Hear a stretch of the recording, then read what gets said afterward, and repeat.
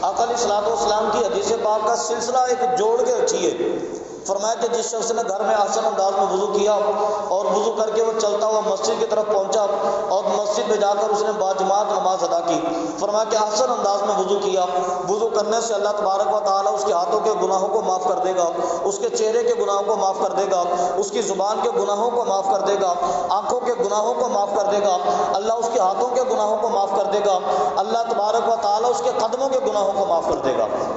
گناہ معاف ہو گئے۔ بندہ گھر سے نکلا مسجد میں آنے کے لیے، مسجد کا سفر کافی زیادہ تھا،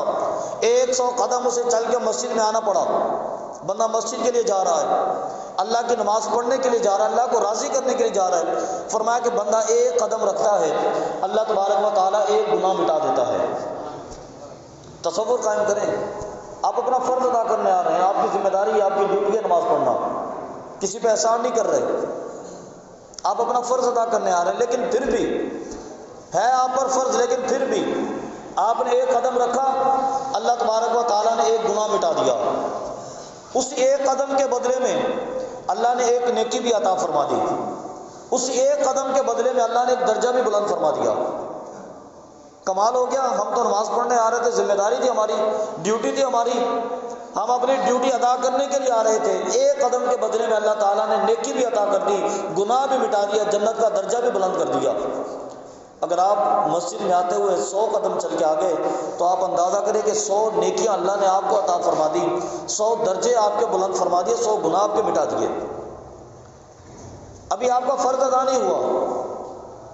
ابھی آپ کا فرض ادا نہیں ہوا، صرف آپ فرض کے لیے آ رہے تھے، پھر آپ مسجد میں آ گئے، آپ نے نماز جماعت کے ساتھ ادا کر لی، آپ نے نماز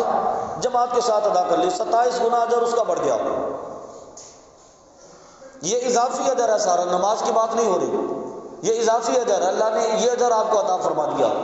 پھر آقا علیہ السلام کے حدیث پاک سرکار نے فرمایا کہ جس بندے نے امام کے بالکل پیچھے بیٹھ کر امام کی ابتدا میں نماز ادا کی، اللہ تبارک و تعالیٰ 100 گنا اجر اس بندے کو عطا فرماتا ہے، 100 گنا اجر اس کو عطا فرماتا ہے۔ جس نے امام کے دائیں طرف بیٹھ کر نماز ادا کی، اللہ تعالیٰ 75 گنا اس بندے کو اجر عطا فرماتا ہے۔ جس نے بائیں طرف بیٹھ کر امام کی نماز ادا کی، اللہ تبارک و تعالیٰ 50 گنا اجر اس بندے کو عطا فرماتا ہے۔ جس نے پچھلی صف میں بیٹھ کے نماز ادا کی، اللہ تعالیٰ اسے 25 گنا اجر عطا فرماتا ہے، اور جس نے باقی پیچھے نماز ادا کی، اللہ اسے اس کی نماز کا ہی اجر دیتا ہے۔ اب اندازہ کیجئے، یہ آپ کے فرض کی ثواب کی بات نہیں ہو رہی، ابھی فرض کا جو ثواب ہے وہ اللہ کی بارگاہ میں موجود ہے۔ یہ صرف آپ نے فرض کو ادا کرنے کے لیے جو بھاگ دوڑ کی تھی، جو تک و دو آپ نے کی تھی، اللہ نے اس کا بدلہ آپ کو عطا کر دیا۔ اللہ اپنے بندوں کو کیسے نوازتا ہے،